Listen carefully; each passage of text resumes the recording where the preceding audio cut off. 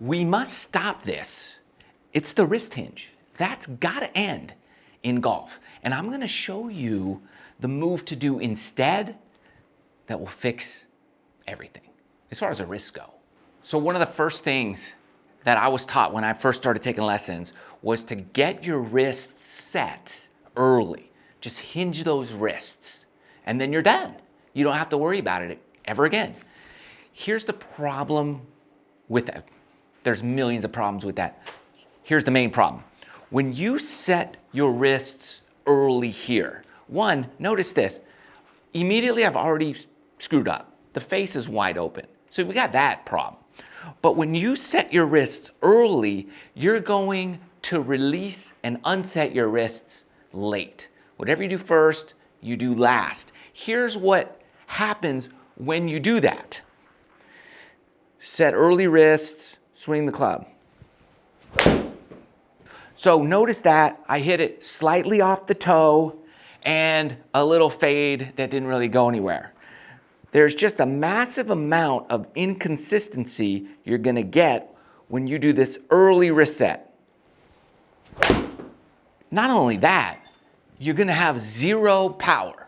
Don't believe the myth that holding this as long as possible and then releasing it equals massive amounts of club head speed. It equals massive amounts of inconsistency. See, when you have that early wrist cock, late wrist cock, this is what happens. That face is doing a lot of this really close to the ball. Now, just think about it.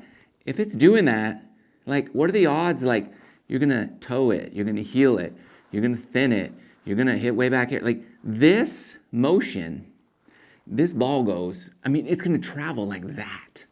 You're gonna be in a pool, you're gonna be in a bush, you're gonna be out of bounds, you're gonna be everywhere except where you wanna be. You want that face square as long as possible.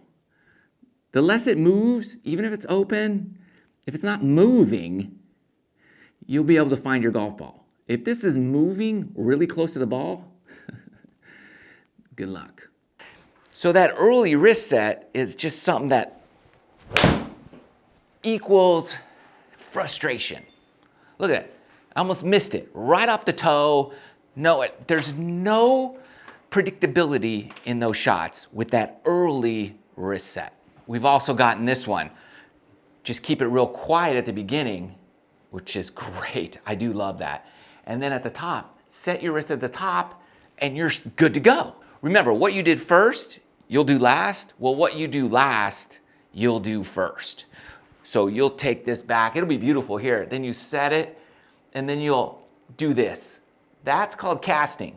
The only people that should be casting are fishermen. You don't want that in the golf swing. This casting motion, well, now you lose all your power. And if you don't hit it 6 inches behind the ball, this is what's gonna happen in your golf swing. I don't think we want this shot. Kind of hit it low on the club. I barely hit it. It's just, again, it's another recipe for inconsistency.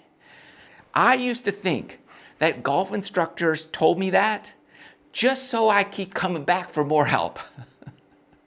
I don't think I was too far off the mark there, to be honest with you. So what do we do? How do we solve this mess that we're creating for ourselves? There's one simple solution that we're gonna do in 3 different ways so that you can figure out which way works best for you. And I guarantee you, it'll be like light bulb moment and we'll have consistent, predictable, for the most part, success. Okay, we have to shut off the projector for this because I'm gonna record the swing and show it to you so you can see the differences of this move. Here's what it is. You're going to, instead of thinking about cocking your wrists, because this is horrible. Remember, when you set a wrist, you're locking it kind of into a position. You're setting it here, you're setting it there, you're right. We don't want that in golf. Golf is a fluid motion. So we're gonna keep that. Instead of setting something and fixing it in place, we're gonna paint. Okay, we're gonna paint a circle, paint a picture.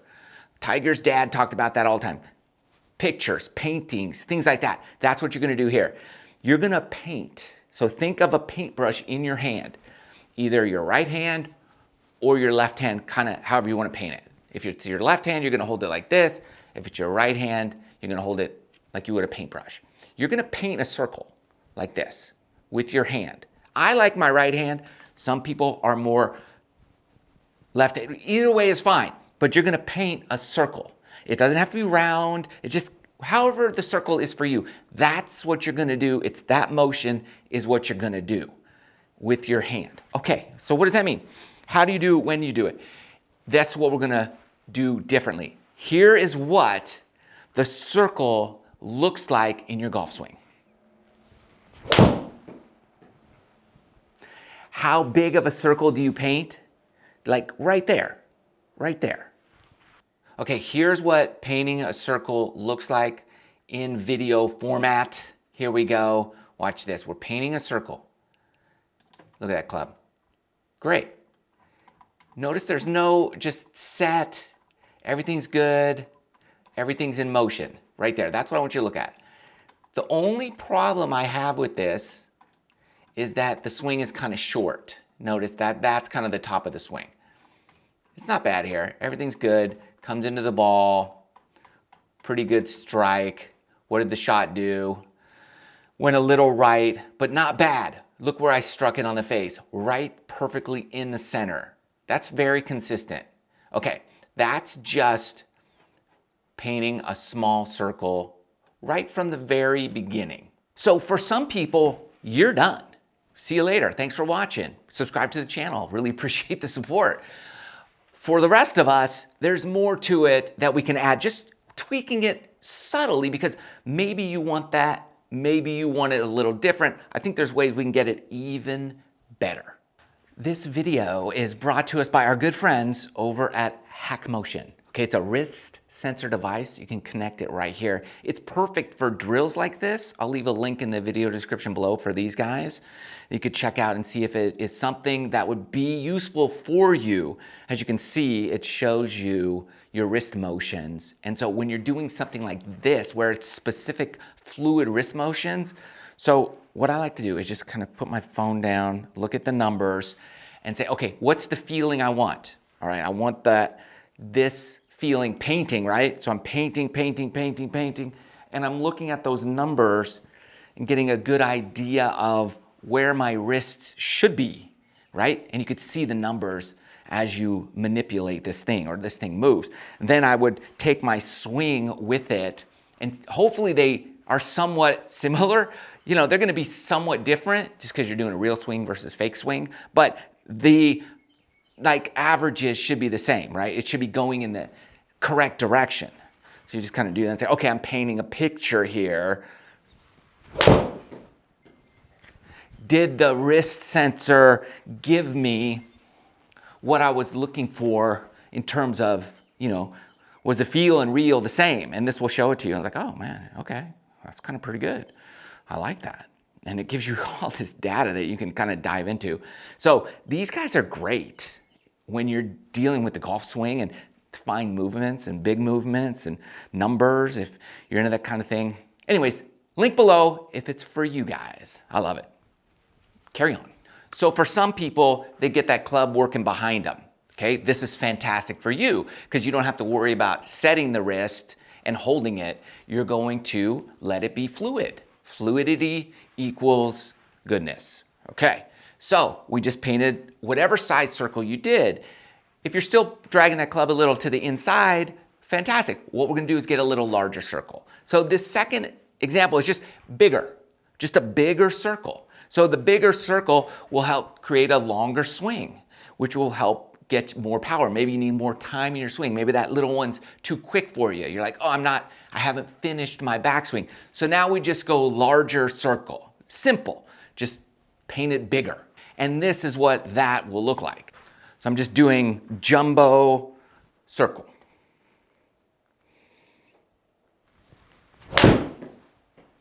All right, so from the down the line view here we go. Jumbo circle. This is what I'm looking for. Look at that.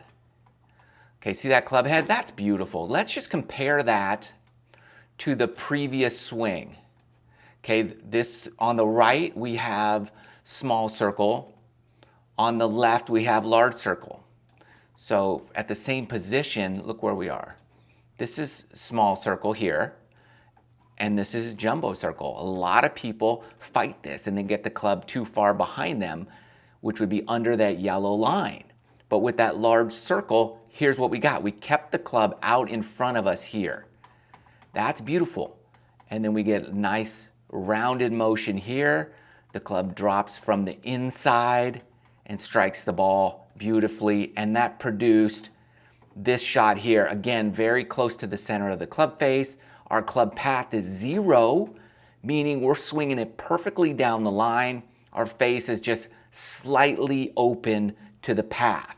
So it's going to be a little push fade.